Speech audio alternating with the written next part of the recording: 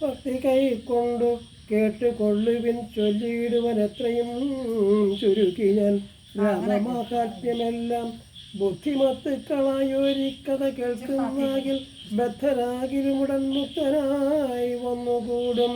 ധാത്രീഭാരത്തെ തീർപ്പാൻ ബ്രഹ്മാദി ദേവഗണം പ്രാർത്ഥിച്ചു ഭക്തിപൂർവം സ്തോത്രം ചെയ്തതുമൂലം ദുഗ്ധാബ്ദി മധ്യേ ഭോഗി സത്തമനായിടുന്ന മെത്തമേൽ യോഗനിദ്ര ചെയ്തിടും നാരായണൻ.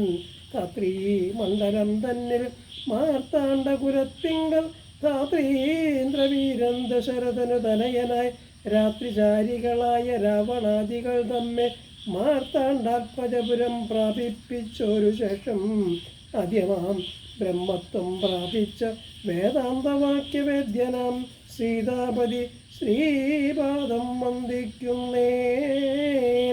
കൈലാസാചലെ സൂര്യകോടിശോഭിതേ വിമലാലയേ രത്നപീഠേ സംവിഷ്ടം ധ്യാനനിഷ്ഠം ഫാലലോചനം മുനിസിദ്ധദേവാദിസേവ്യം നീലലോഹിതം നിജഭർത്താരം വിശ്വേശ്വരം വന്ദിച്ചു വാമോത്സംഗേ വാഴുന്ന ഭഗവതി സുന്ദരി ഹൈമവതി ചോദിച്ചു ഭക്തിയോടെ സർവാത്മാവായ നാഥ പരമേശ്വര പോറ്റി സർവലോകാവാസ സർവേശ്വര മഹേശ്വര സർവശങ്കര ശരണാഗത ജനപ്രിയ സർവദേവേശ ജഗന്നായക കാരുണ്യാബ്ദേ അത്യന്തം രഹസ്യമം വസ്തുവെന്നിരിക്കലുമത്രയും മഹാനുഭാവന്മാരായുള്ള ജനം ഭക്തിവിശ്വാസ ശുശ്രൂഷാദികൾ കാണും തോറും ഭക്തന്മാർക്കുപദേശം ചെയ്തിടുമെന്നു കേൾപ്പു.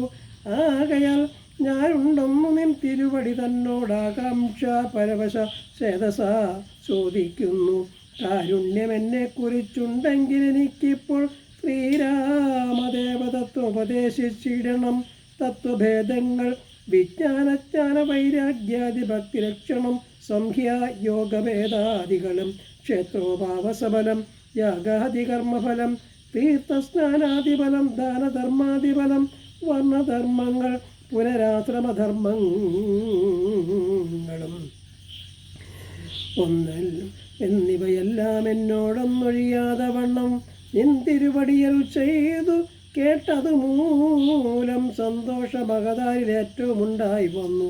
ബന്ധമോക്ഷങ്ങളുടെ കാരണം കേൾക്കമൂല മന്ദത്വം തീർന്നുകൂടി ചേതസി ജഗൽപദേ. ശ്രീരാമദേവൻ തൻ്റെ മാഹാത്മ്യം കേൾപ്പാനുള്ളിൽ പാരമാഗ്രഹമുണ്ടു ഞാനതിൻ പത്രമെങ്കിൽ കാരുണ്യാബുദേ കനിഞ്ഞരുളി ചെയ്യണമാരും നിൻ തിരുവടിയൊഴിഞ്ഞല്ലത് ചൊൽവാൻ. ഈശ്വരി